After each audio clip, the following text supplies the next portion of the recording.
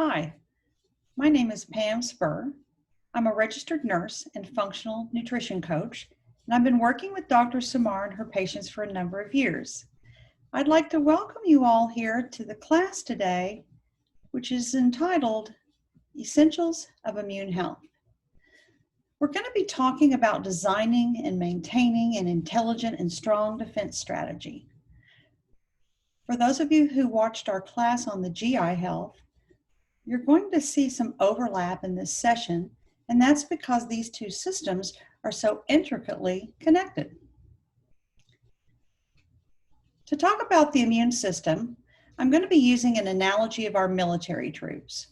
Our immune system is there to defend us, always faithful, always prepared, and ready to help at all costs sometimes, but always ready to protect us.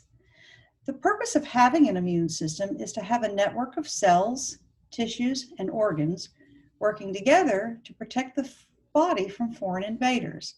This is what it's designed to do. This sounds simple, but how the immune system protects us is actually quite complex, multi-layered, and very sophisticated. And like other systems in the body, it does not function in isolation. It communicates with other systems like the nervous system and the endocrine system to maintain homeostasis. Our immune system has three primary jobs. Number one, identify foreign invaders. Number two, determine the appropriate defense mechanisms to fight the invaders. And number three, launch an attack.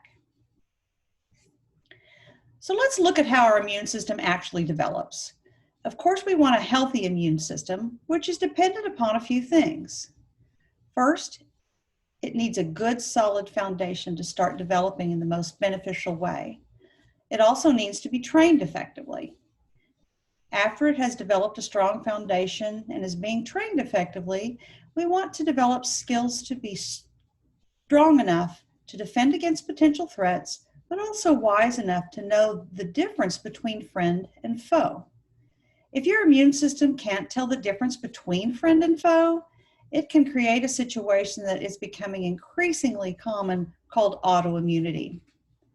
To explain some of these concepts further, I'd like to provide a brief overview of how the immune system works. So what do we mean by having a good foundation? This refers to the innate immune system, something we are all born with. The first line of defense or protective immune barrier of the innate immune system is our skin, which slows the entry of microbes into the body with its own bacteria and pH. In addition to the skin on the outside of the body, we also have skins on the inside, those mucous membranes around our eyes, respiratory system, reproductive system, and the digestive system. These mucous membranes contain flora to compete with the microbes coming in, as well as help to trap them. If a pathogen penetrates these protective physical barriers, the second line of defense of the innate immune system kicks in, releasing primarily specific types of white blood cells and cytokines designed to keep them in check and destroy those invaders. This response is rapid, nonspecific, limited in diversity, and lacks memory based on previous exposure. Being trained effectively refers to our adaptive, or sometimes called acquired, immune system, our third layer of defense.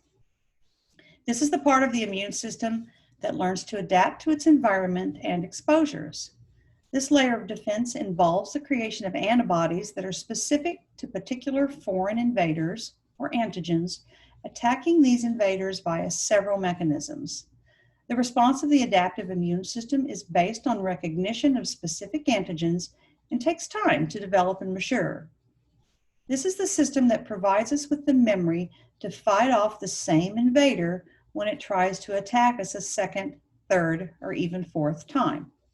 We need our immune system to be strong enough to protect us and smart enough to tell the difference between self and other to avoid developing autoimmunity. There are 8 things that we should be considering when we're designing and maintaining a strong immune system. Number 1, we're going to secure the borders. What does this mean? Did you know that most of your immune system, about 70% of it, lives in your gut lining? It's there because that's where the majority of the substances enter the body from the environment. This makes sense when you think about it, because eating food is the main way we interact with the outside world on a daily basis rather than breathing. But not only that, the way in which we are digesting our food plays a large role in how our immune system functions as well. So let's take a look at this further. If you want to support the immune system, it starts with what you put in your mouth, and proper digestion of the food is the key to a strong immune system. So in this example, you see a carrot. First, we have to chew it, adding saliva in our mouth, which contains enzymes that aid in digestion. Once chewed, the carrot starts changing shape. When it gets to the stomach, the food gets mixed with stomach acid and other digestive secretions to form chyme. The chyme moves into the small intestine where specific digestive enzymes are secreted from the pancreas, helping us to process that carrot even further. The end goal in this example is to make sure that the carrot turns into something that looks like a gold star. As it continues through the digestive process, it lands on the small intestine lining. These pink cells that you see here are called enterocytes, which make up the intestinal epithelium that lines the intestinal tract. If you remember from the digestive class, this lining is 1 cell thick, and when healthy, the cells stand shoulder to shoulder, forming one of our body's barrier systems designed to protect us, letting in what is needed and keeping out what may be harmful. The ability of the cells lining the intestinal tract to stand shoulder to shoulder is determined by the microbes that live above it. That first line of defense that you see here is depicted by the blue wave, and it's called the microbiome. The microbiome is made up of trillions of bacterial cells. This is your first line of defense, which is very important in deciding what to make out of this gold star, because as far as the immune system is concerned, it doesn't know what a gold star is just yet.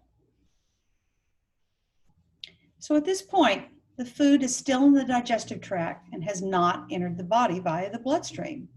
When you eat any food, it's actually on the outside of the body until it crosses that layer of your gut lining. What the food here, depicted by the gold star, is trying to do is ask for permission to enter the body. This is why that shoulder to shoulder, soldier-like seal of the enterocytes that line the intestinal tract is so important. Once it makes it through that pink layer, it enters your body through the circulatory system, which is depicted here on the other side of the gut lining. In an ideal world, the correct pathway would be that your food has been completely digested, turns into a gold star, and then asks the microbiome, can we go through and be processed? Kind of like being in school and needing a hall pass to go to the bathroom. When it gets its hall pass, it gains access into the bloodstream, which says, come on in. We think you're probably good for us. You can now have access to the entire body. We're hoping that the immune system made a good choice here. The food gets its hall pass, and now it turns into the shape of the heart, and the digested food particle has now entered the body. The immune cells, depicted here by the green circles, are flowing through the bloodstream to patrol this area. Remember that at least 70% of the immune system is right there in our gut lining, because this is where the majority of the potential threats may leak through. And if all goes well, everybody has a hall pass, and the immune system says, this is okay with me, come on in and go feed the system. Now, just to summarize, we have a proper security and screening process. You have to properly digest your food down to the microscopic nutrients the immune system is trained to recognize: single amino acids, fatty acids, and simple sugars, for presentation to the gut lining, that security system. This is how food gets access into the bloodstream and into the body, through the gut lining. There are so many steps that have to go right, and if they go wrong, can really create havoc.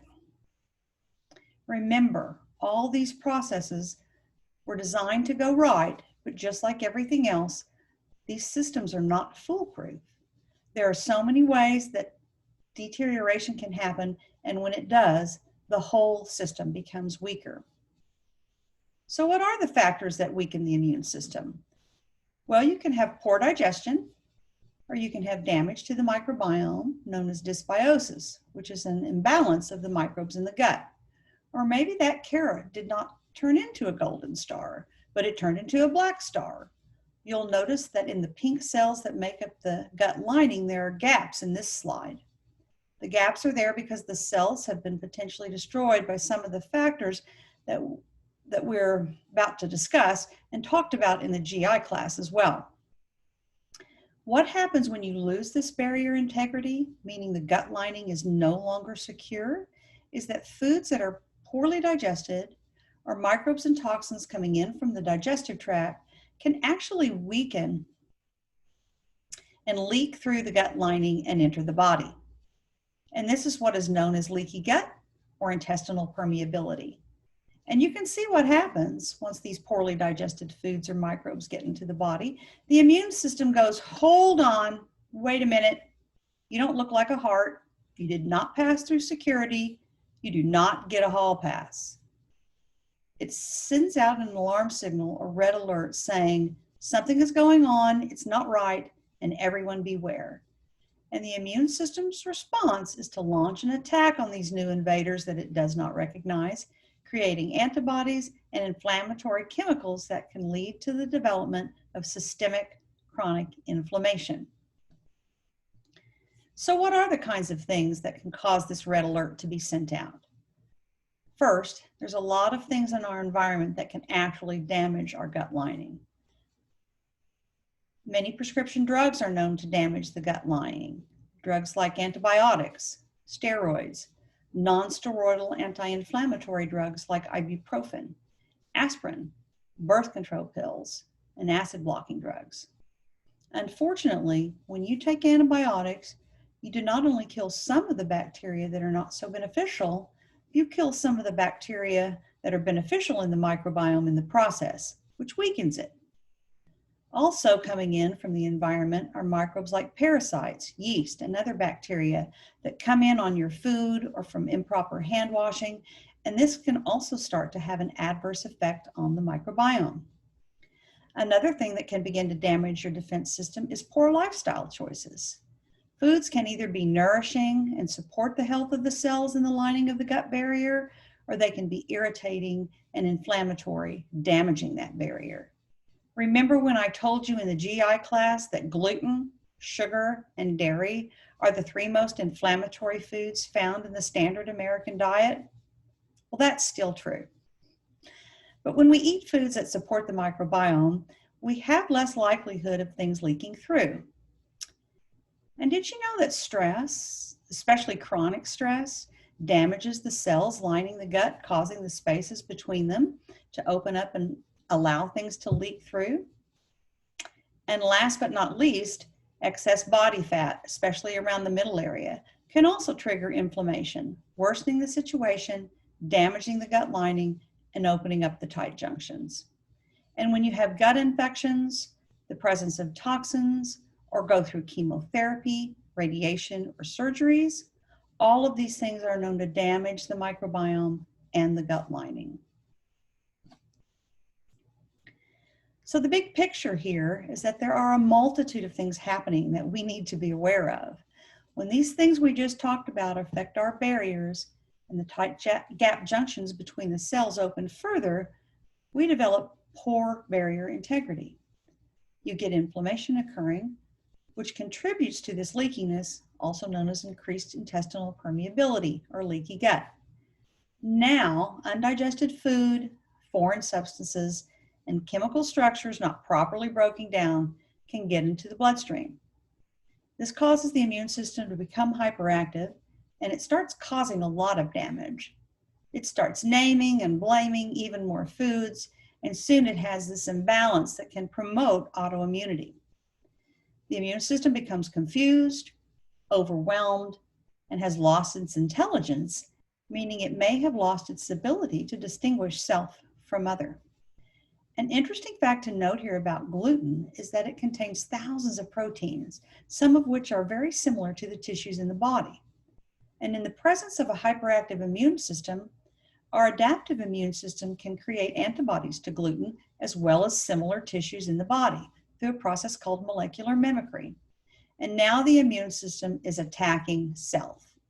And for people with sensitivity to gluten, their immune system can make antibodies to gluten for up to 3 months after a single exposure, no matter how small.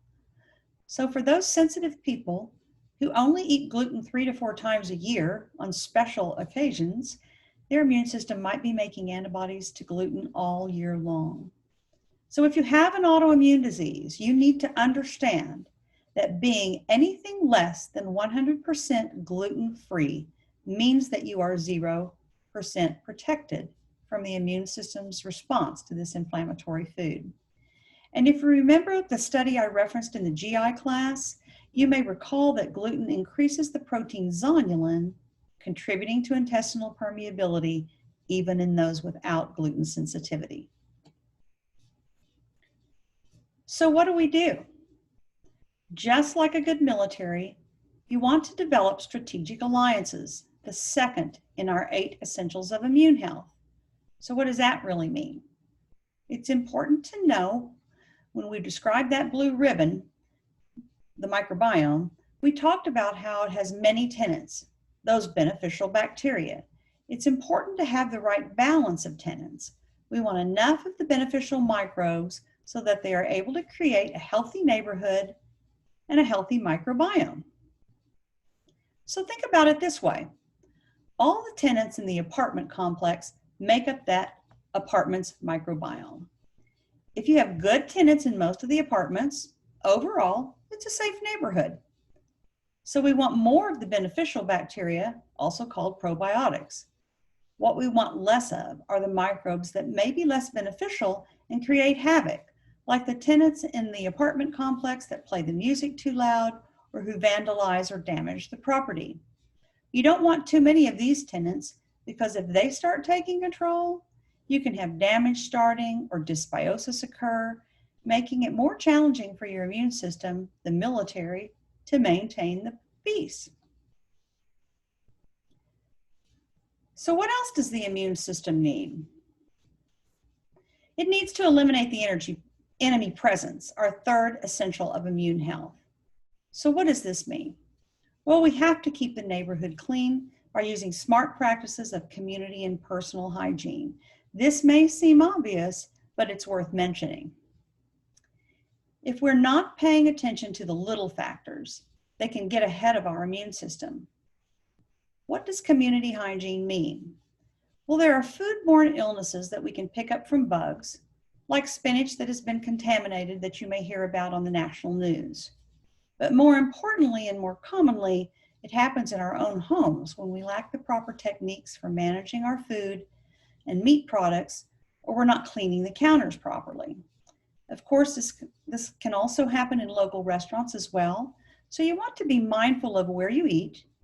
And in your own homes, we just need to be mindful of safe food handling techniques.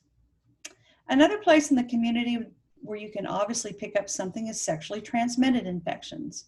And even though these might cause issues in other departments, those germs can have access through the bloodstream to the rest of the body, triggering inflammation and weakening the immune system over time.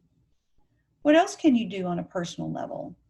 Well, it's important that you wash your hands, especially before eating and preparing food, after going to the bathroom and caring for someone who's ill.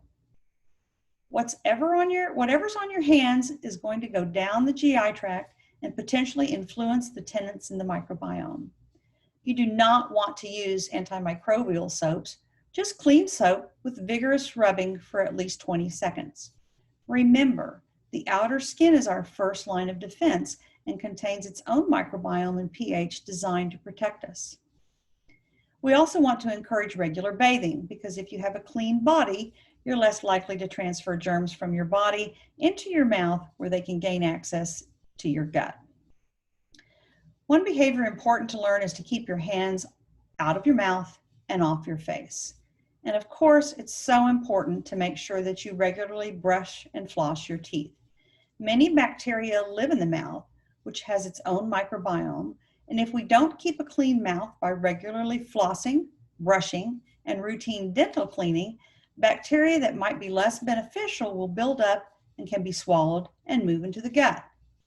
We know that some of these less than beneficial bacteria from the mouth are associated with other diseases such as heart disease, type 2 diabetes, arthritis, dementia, and several forms of cancer.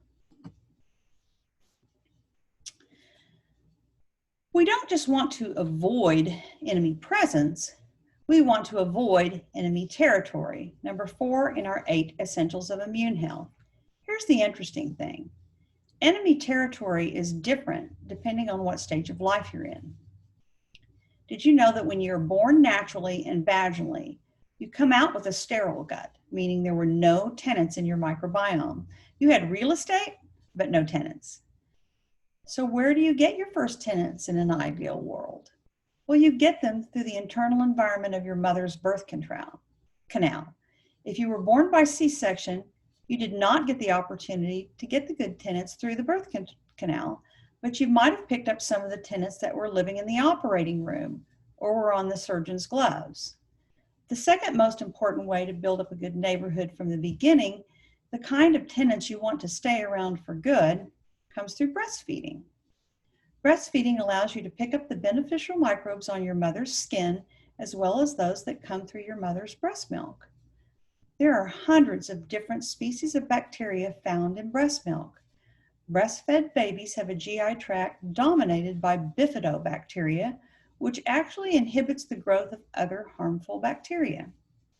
Breast milk helps to develop a supportive and protective microbiome.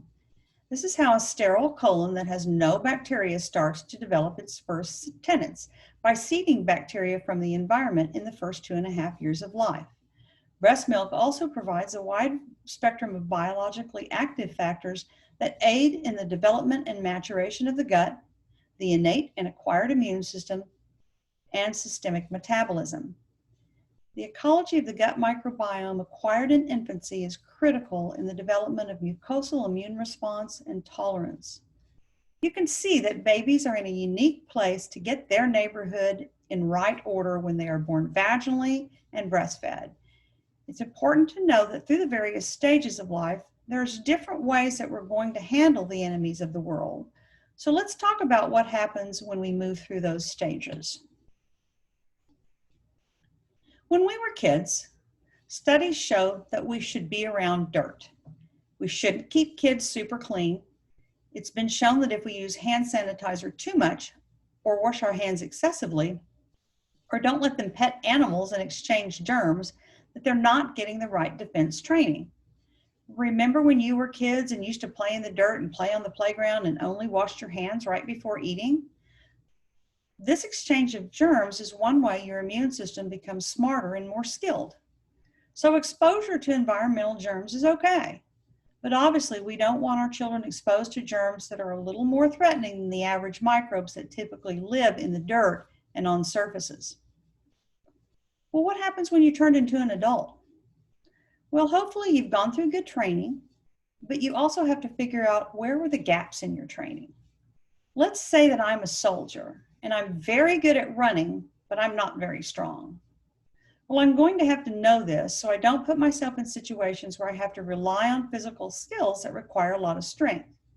So as an adult, you want to avoid the things that you know weaken your immune system and prioritize the things that strengthen your immune system by having a healthier lifestyle, like eating healthy foods that nourish the gut lining, managing stress, and keeping a lean body to help you make that inflammation signal as low as possible. What happens to our immune system when we turn into seniors?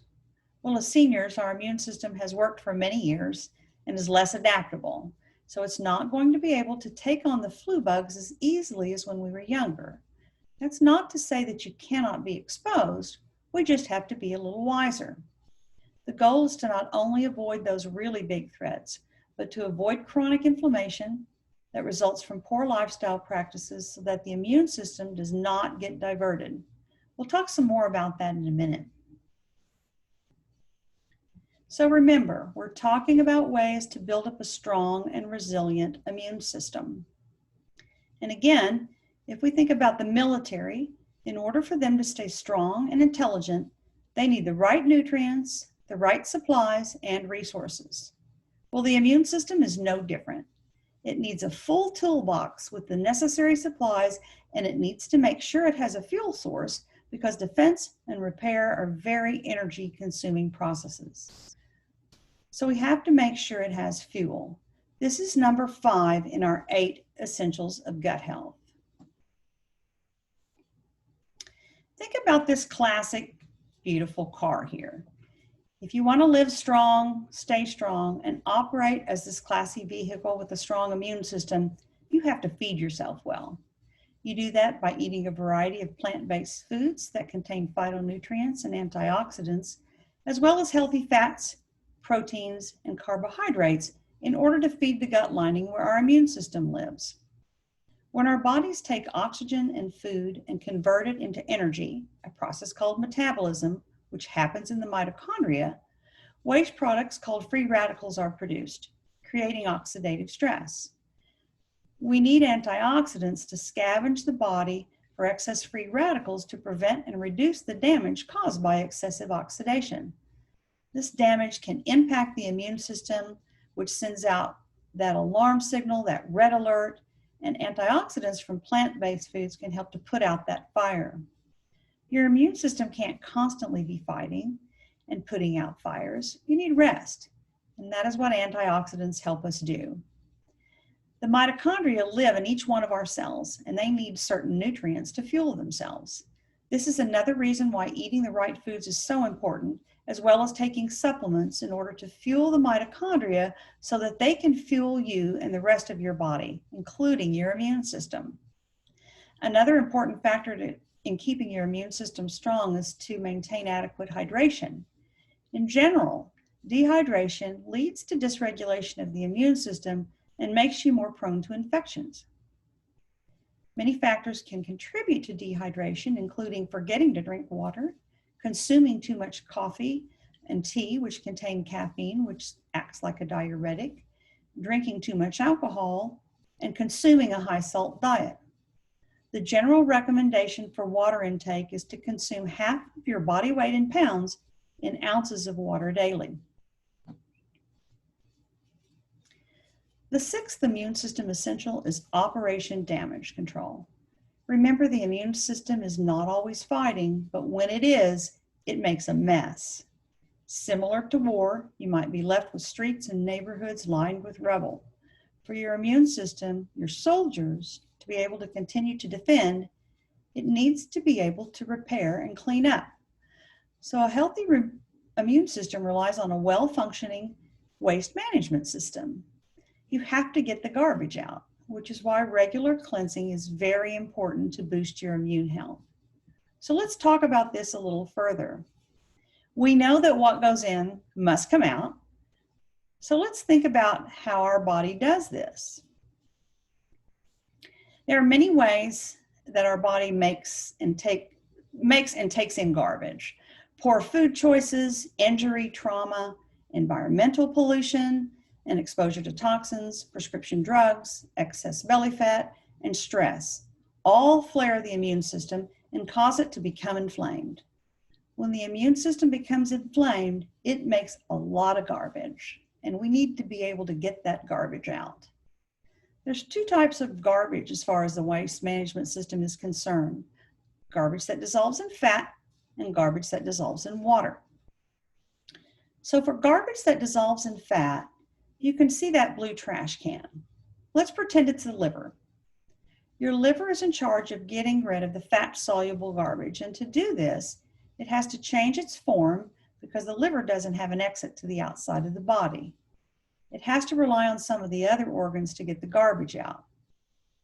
So the liver biotransforms and detoxifies the fat-soluble garbage and makes it water-soluble so that the colon, kidneys, and skin can poop, pee, and sweat it out. You can see how having enough water in your system supports a healthy immune system by supporting a healthy detoxification system. You need water to have regular bowel movements, to be able to urinate throughout the day, and sweat when you exercise. This is how we excrete toxins from our body. And if all goes well, you can manage the garbage in by getting the garbage out.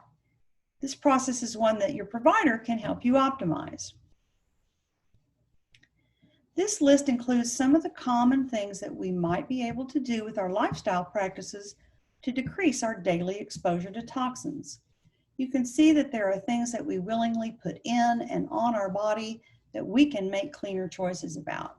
Whether it's eating organic food or choosing safer cleaning products and personal care products, these are all things you can do to reduce the garbage coming in. This is only a partial list, and we can help with more ideas and suggestions to help you reduce your toxic exposure, because remember, toxins are foreign in the body and a distraction to the immune system. In the words of Christopher Shade, PhD, toxins dysregulate the immune system, making it less vigilant against invaders and more likely to create negative immune reactions. So what is a good waste management plan? Reduce the garbage coming in through the things we've talked about, including identifying and eliminating food triggers, practicing regular stress management techniques, reducing belly fat, and reducing exposure to environmental toxins. Make sure you have good practices in place to support your liver, colon, kidneys, and skin, because they're in charge of getting the garbage out. There are so many toxins in the environment that are outside of our control. We want to make sure we are all doing what we can to limit the toxins we are able to in our own homes and work environments. Number 7 on our list of 8 immune essentials, we want the immune system to avoid diversions, those things that adversely affect the ability of the immune system to perform at its best. You want soldiers and a military that are able to stay focused. If your immune system is constantly having to tend to something else, like a physical ailment, chronic stress, or that constant incoming gluten that you know you're sensitive to but keep eating, that soldier is distracted and not paying attention to a real threat that can take down your immune system. That's why it's so important to reduce unnecessary inflammation in your body. It just distracts your immune system so it's not prepared and makes it work too hard. We'll talk more in a minute about the effects of stress, sugar, excess body fat, and inflammation on the immune system, but there are a few more things I'd like to mention that have adverse effects as well. We know that alcohol, smoking, fried foods, a nutrient-deficient diet, chronic infections, medications, lack of exercise, as well as a lack of good quality sleep, all have negative effects on the immune system. Before I talk about sleep, I need to provide some context that involves the lymphatic system. We know that most of the body's organs remove dead cells and other waste products via the lymphatic system, a system of vessels and 2 primary lymph organs, the bone marrow and the thymus gland. The bone marrow is the primary place for blood cell production, including the white blood cells, so important for our immune function. The thymus gland is where some of the white blood cells go to mature. The system of lymphatic vessels transports lymph fluid, which contains nutrients, immune cells, and waste, filters it through the lymph nodes, then routes the fluid back into the bloodstream. So getting back to sleep, we now know that the brain has its own lymphatic system called the glymphatic system. This system is the brain's waste disposal system, and it is most active when you sleep. Immune cells need sleep in order to function properly. Getting adequate sleep is one of the most important things that we can do to improve immune resilience. The liver also has a regenerative cycle that supports detoxification that happens when you sleep between the hours of 11 p.m. and 3 a.m. Again, just other ways our body has to get rid of garbage, restore itself, and heal. The lymphatic system, unlike the heart, doesn't have a pump to keep the fluid moving. So it requires action on our part to do this. Exercising especially rebounding on a mini trampoline, staying well hydrated, massage, deep breathing, and deep belly laughs are all great ways to keep the lymph fluid moving. Our immune system cells have to communicate throughout the whole body, which requires good circulation of both the cardiovascular system as well as the lymphatic system. This is why movement and exercise are also critical components of a healthy immune system. So what is the number one diversion for the immune system? Stress. Whether we lost our keys, or we're in a relationship that's not nurturing, or we forgot to eat, or we're running late, all these things signal to our brain the message of stress, of inflammation. We get into this fight or flight mode, and it causes a whole host of symptoms and issues that are mediated by the adrenal glands. The adrenal glands are located on top of each of the kidney, and when we're stressed, those adrenals send out a message of, it's survival time. And when this happens, your body becomes inflamed. So your challenge is to see if you can figure out how to not sweat the small stuff so that you're not running the immune system and the adrenal glands too hard. I addressed the issue of stress in the class on digestion and want to repeat it today. When it comes to any health issue, the importance of managing stress can never be understated. Stress affects everything. Use whatever stress management techniques work for you, whether that's exercise, yoga, meditation, deep abdominal breathing, whatever helps you.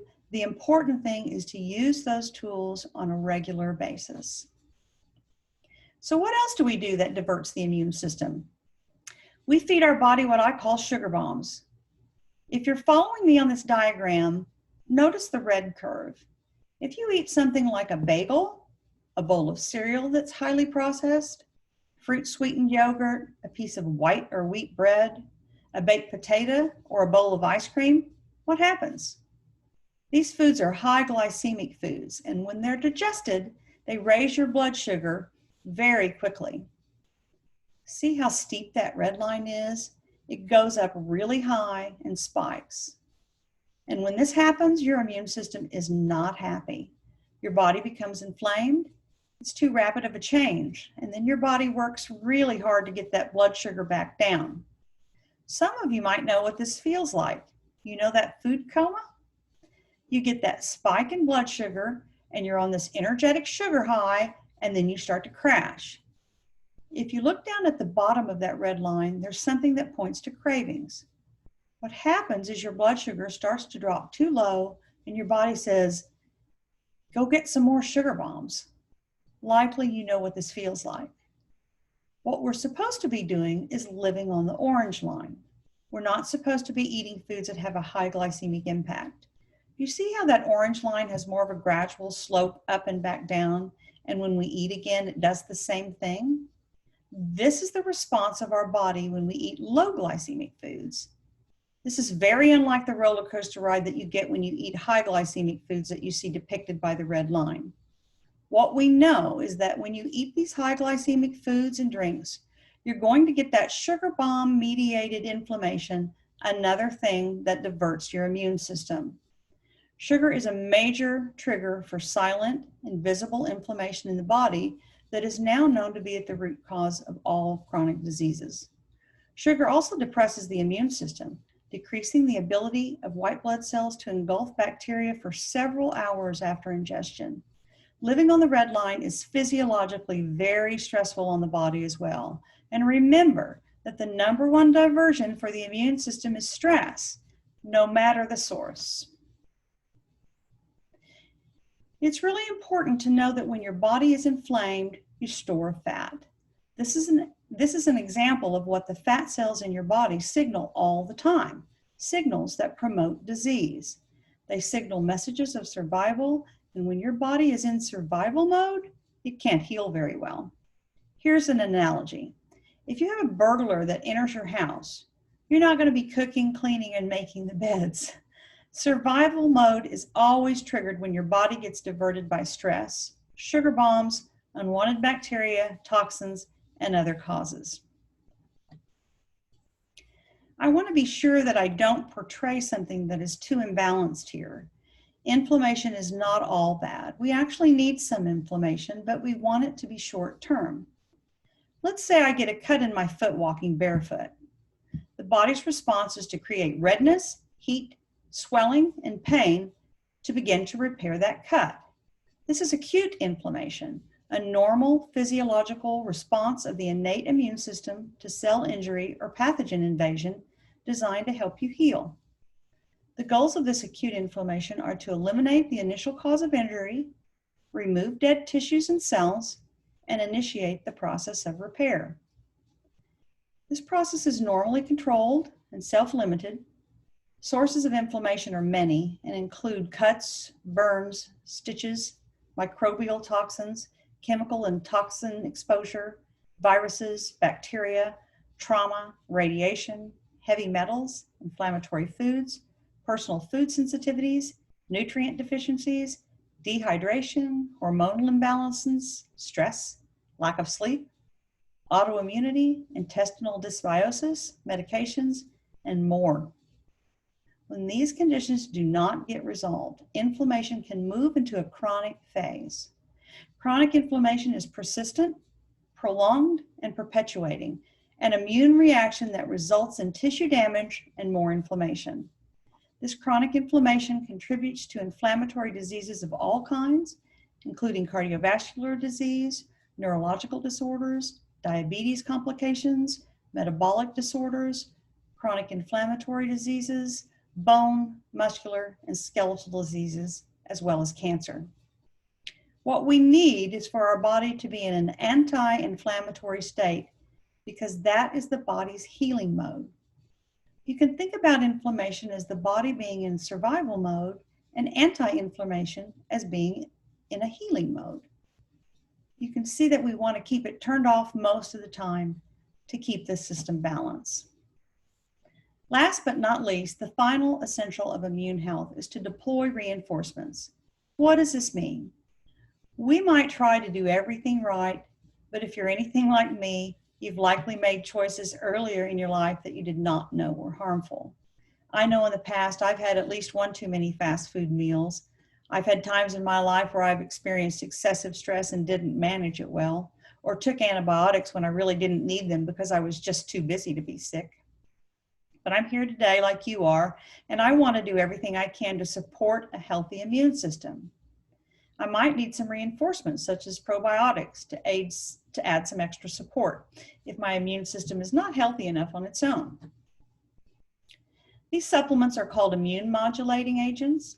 It's a group of herbs, botanicals, and probiotics, which are beneficial bacteria, which can boost your immune system in two important ways. These agents can be used to strengthen a weakened immune system or to make your immune system wise so it's not actually attacking you like it does in an autoimmune condition. You can talk to your provider to see if any of these may be important for you to consider using to support the health of your immune system. It's important to understand that your immune system is there to help you live, and not just live, but to thrive. It's important to keep your immune system strong so that you can do all the things that you want to do without fear. Your goal is to stay in that healing mode as much as possible so that you, your family, your coworkers, your community, and everyone around you can benefit from all the tools you're taking advantage of to help yourself and the gifts you have to offer the world. Our goal is for you to create the best, strongest, and wisest immune system that you can create. I appreciate everyone joining us here today, and we'll see you at the next class. Thank you.